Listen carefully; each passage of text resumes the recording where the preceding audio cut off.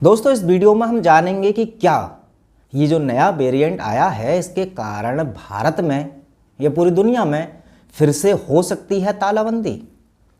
क्या कहा सरकारों ने, क्या कहा एक्सपर्ट्स ने, वो मैं बताऊंगा इस वीडियो में। साथ ही साथ जबरन टीकाकरण को लेकर के भी कुछ अपडेट हैं। साथ ही साथ क्या ये वेरिएंट का संबंध जबरन टीकाकरण से भी कुछ है, वो भी हम इस वीडियो में खुलासा करेंगे। बहुत ही इंपॉर्टेंट वीडियो है, लास्ट तक जरूर देखना।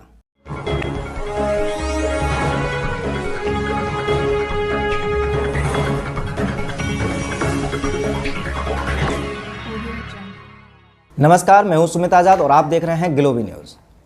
तो दोस्तों सबसे पहले आप जरा ये खबर देखिए। ये आज तक के अखबार में छपी हुई खबर है जिसमें बहुत सारे एक्सपर्ट्स ने, बहुत सारी जो स्वास्थ्य संस्थाएं हैं उनके एक्सपर्ट्स ने, तमाम वैज्ञानिकों ने राय दी है या अपनी प्रतिक्रिया दी है इस बारे में कि क्या ये जो नया वेरिएंट आया है इसको रोकने के लिए तालाबंदी की आवश्यकता है या नहीं है।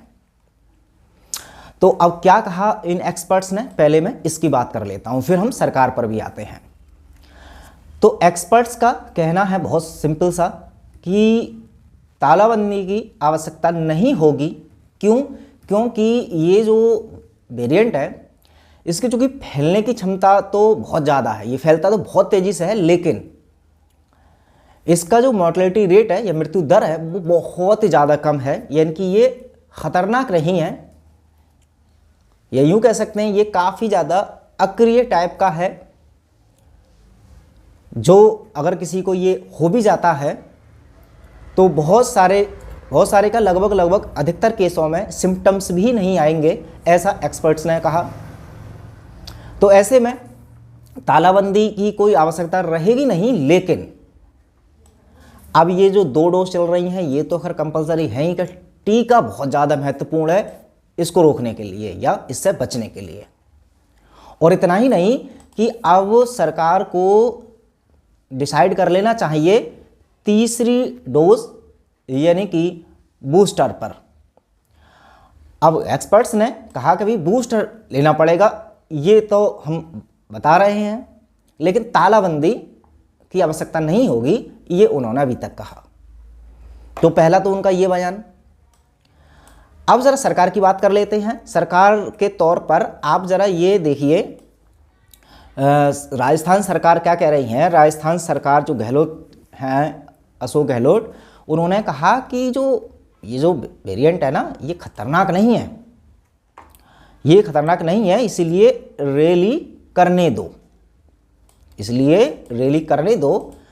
इसी तरह की कुछ विचारधारा है अब राजनेताओं की भी, कि यहाँ से ये तो स्पष्ट नज़र आ रहा है कि एक्सपर्ट्स भी तालाबंदी को मना कर रहे हैं, सरकार भी तालाबंदी को मना कर रही है। लेकिन अब अगर तालाबंदी नहीं हुई तो उसका कारण ये नहीं है कि ये जो वेरिएंट आया है ये कम खतरनाक है, क्योंकि कुछ एक्सपर्ट्स तो बाकी के पहले आए हुए जो वेरिएंट है उनके बारे में बता चुके हैं कि एक्चुअल में घातक तो वो भी नहीं थे, फैलते ज़्यादा थे, लेकिन ऐसी कोई तरीका कामयाब नहीं निकला था तालाबंदी का कि तालाबंदी से हाँ इन चीज़ों को रोका जा सके, बट फिर भी की थी।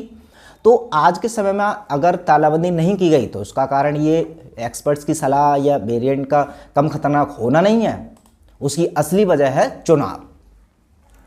अब आपने एग्जाम्पल एक देख लिया ये कि साहब नेताजी को रैली करनी है इसलिए तो ये घातक नहीं लग रहा है, लेकिन बाकी के जो प्रोटोकॉल आम जनता पर थोपे जा रहे हैं कि आप ये मुखौटा लगाइए, टीका लगाइए,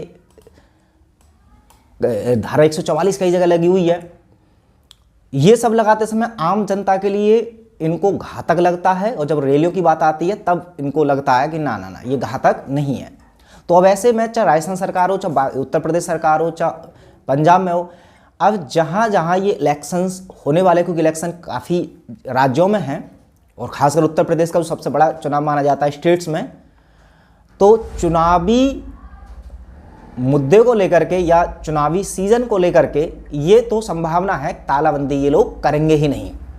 लेकिन क्या गारंटी है कि ये चुनाव ख़त्म होने के बाद तालाबंदी लोग कर सकते हैं या नहीं? तो तो उस पर पहुंचने से पहले अब हम बात करते हैं कि फिर सरकार तालाबंदी नहीं करेगी तो किस चीज़ पर जोर देगी सबसे ज़्यादा, तो वो है टीकाकरण। अब टीकाकरण जिनका हो चुका है, जिन्होंने पहली डोज ले रखी है, उनको तो लगनी है ही दूसरी, लेकिन जिनको दोनों लग चुकी हैं तो वो ये ना माना कि ना अब तो हम निपट गए, अब हमें कोई आवश्यकता नहीं है। अब उनको तीसरे की आवश्यकता रहेगी। तीसरा डोज देने के लिए भी अभी चाहे फोर्स कह लीजिए, ये सलाह ले लीजिए, लेकिन सरकार की तरफ से ये किए जाएंगे। और बात रही कि जबरन टीकाकरण की, बहुत सारे अधिकारी आदेश निकाल तो देते हैं कि भाई ये यहाँ पर ये टीकाकरण अवश्य ही कराना है आपको, तब ये काम होगा वो काम होगा। जब पूछा जाए कि भाई आप अनिवार्य कर रहे हैं क्या टीका, वो कहते हैं नहीं अनिवार्य तो नहीं, ये स्वैच्छिक है। तो जबरन टीकाकरण पर तो सरकार की प्रतिक्रिया क्या है, वो ये है कि हम टीका लगाने के लिए आपको फोर्स नहीं करेंगे, बस हाँ ये है कि अगर टीका तुमने नहीं लगाया तो आपकी सुविधाओं से वंचित कर देंगे।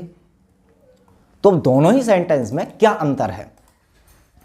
अगर आप सुविधाओं से वंचित कर रहे हैं उन लोगों को जिन लोगों ने टीका नहीं लिया है, तो क्या ये सीधी ये बात सिद्ध नहीं होती है कि हाँ आप डायरेक्टली या इनडायरेक्टली उसको फोर्स कर रहे हैं कि भाई आप टीका लगवाना ही पड़ेगा, इनके अनिवार्य कर रहे हैं। और अगर सरकार के नियमों की बात करें तो भैया सरकार ने सुप्रीम कोर्ट से भी कह रखा है साफ साफ कि भाई हम अनिवार्य ना तो किया है ना हम करेंगे, ये बिल्कुल स्वैच्छिक है, कोई मर्जी करे ले ले, नहीं मर्जी करे तो मत ले।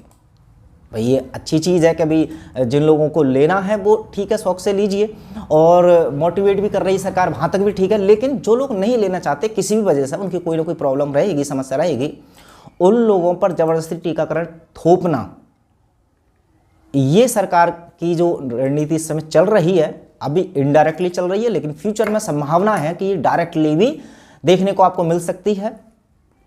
और उसमें शायद अब अगर उम्मीद रखें न्यायपालिका से, तो न्यायपालिका कितना हमारी मदद कर रही है, कितना नहीं मदद कर रही है गलत के खिलाफ लड़ने में, तो उसका आप एग्जाम्पल पिछले 2 सालों में देख सकते हैं कि पिछले 2 सालों में कितना सुप्रीम कोर्ट ने या कितना हाई कोर्ट ने हमारा साथ दिया है या जागरूक लोगों का साथ दिया है।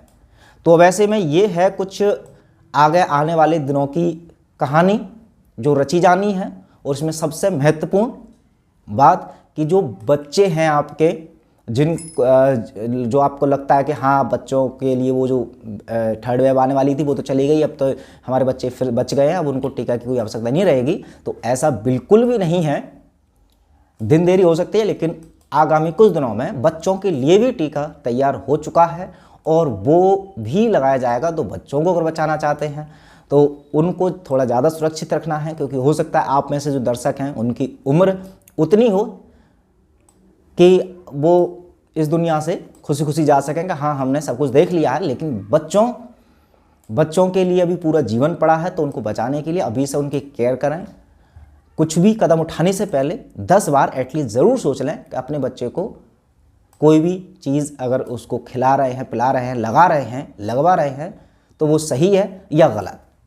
चलिए आप अपनी राय ज़रूर दीजिएगा इन खबरों पर कमेंट बॉक्स में। मिलते हैं अगली वीडियो में, तब तक अपना ख्याल रखें। जय हिंद।